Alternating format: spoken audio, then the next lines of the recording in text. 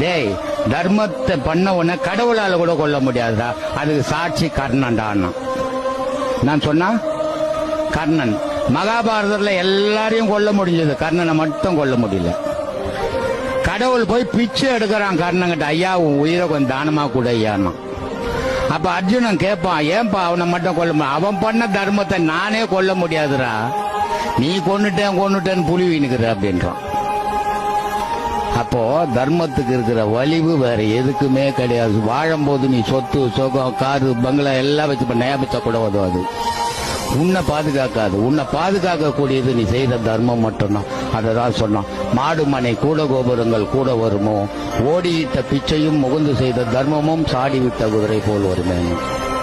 ஆனா எவனுக்கும் தர்மம் பண்ண மட்டும் மனம் வர மாட்டேங்குது, உண்டியில போடுறதுக்குன்னா மனம் வருது. அதுக்கு என்ன பண்ணும்போது அவனும், டேய், தர்மத்தை பண்ண உடனே கடவுளால கூட கொல்ல முடியாதுடா. அதுக்கு சாட்சி கர்ணன்டான்னா. நான் சொன்னா கர்ணன். மகாபாரதத்துல எல்லாரையும் கொல்ல முடிஞ்சது, கர்ணனை மட்டும் கொல்ல முடியல.